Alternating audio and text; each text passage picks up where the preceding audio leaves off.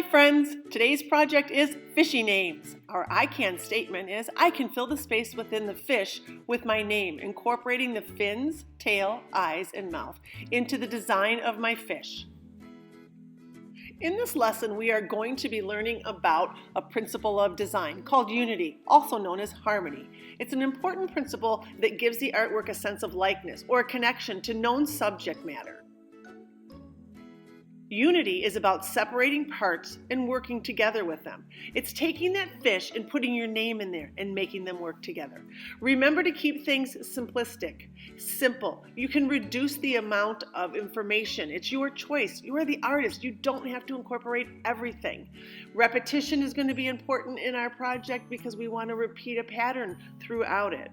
And proximity, closeness of different elements in the work of art make us see the image as a whole. Here are a few examples of fish with names in them. This one is going vertically, and this one is going horizontally. Look how I used the Y to create the mouth.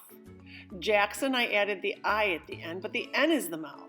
Luke is one of those underwater fish with a light, kind of fun.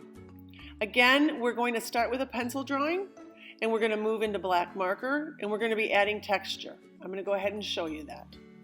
All right, our goal is to create a sense of unity with this project, and I want to talk real briefly and quickly about drawing your fish. When you begin to draw your fish, please remember to start with simple shapes. You can start with a circle or an oval and overlap the triangle. If you wanted to do that vertical one that was shown in the video that said Allie on it, that's more of an angel fish, and you could start simply this way, overlapping them. You could even take it and create more of an angelfish look by overlapping those simple shapes. And again, this is what's going to be your structure, your skeleton system per se, and you're going to create your fish from there. And then you'd erase in here, remove this, and write your name.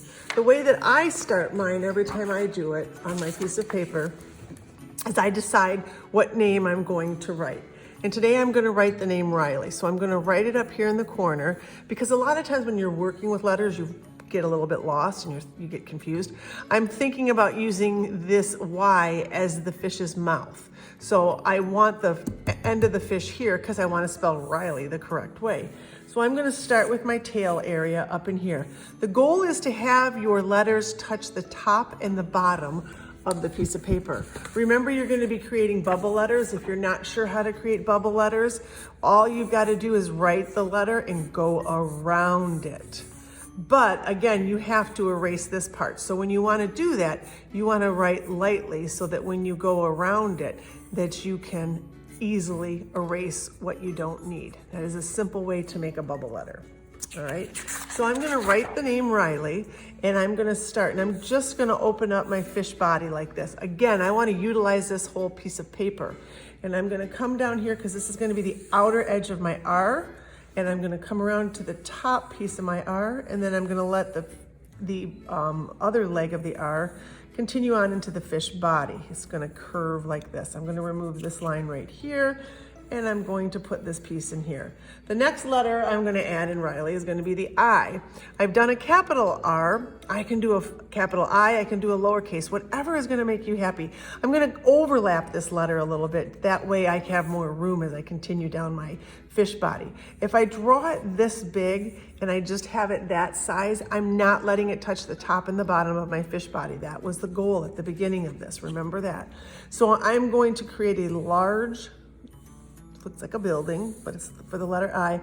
And then I'm going to kind of squish the letter I up there on the back side of the fish body. So again, here is my fish so far. I've got the R, I. Now I'm going to go ahead and do an L. Again, I'm going to let this overlap inside of the fish, and I'm going to go ahead and make an L. I can take it up and out of the fish body and use that as part of the dorsal fin. Now the letter E is next. And I'm thinking if I can get this just right, I can stick my E here and perhaps use part of this as the fish's eye. But again, it's a little bit trickier. I know I've done Riley before. I know that example is in the video.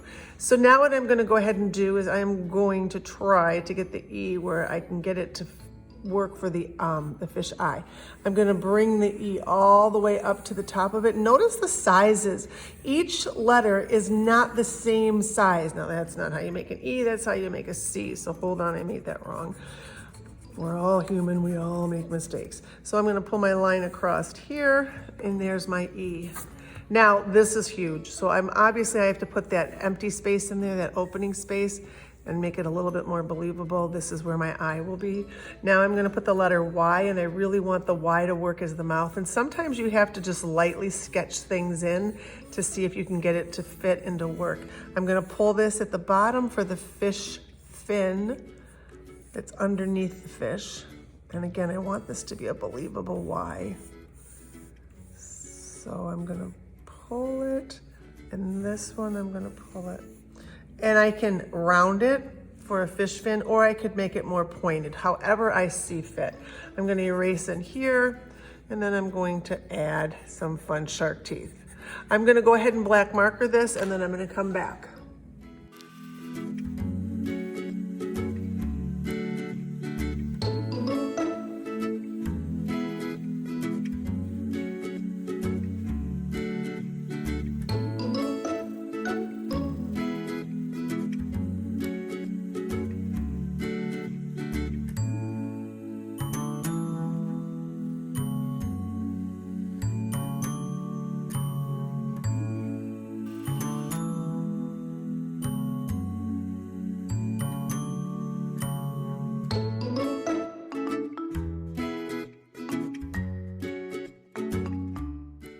All right, now that I've finished outlining my fish, and I've also erased my fish, I'm gonna go ahead and I'm gonna put pattern in the negative space. The negative space is not the subject matter. The subject matter is the name Riley. I want you to also remember that this is the white of the eye, so don't put a pattern in there. I'm gonna put some patterns in just the negative area. Pay attention to what you're doing, take your time.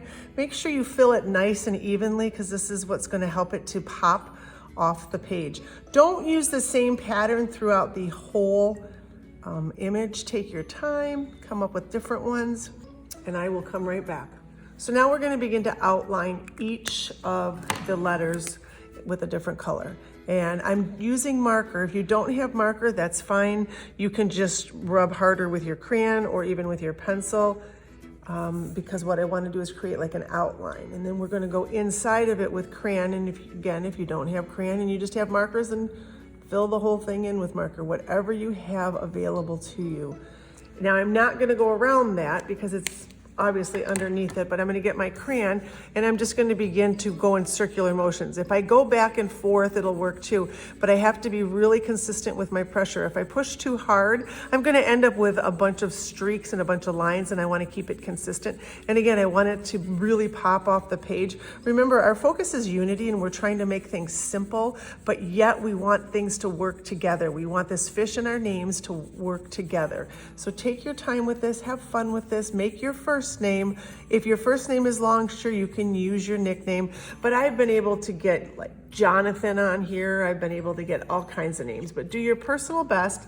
And if you want to, make a whole school of fish.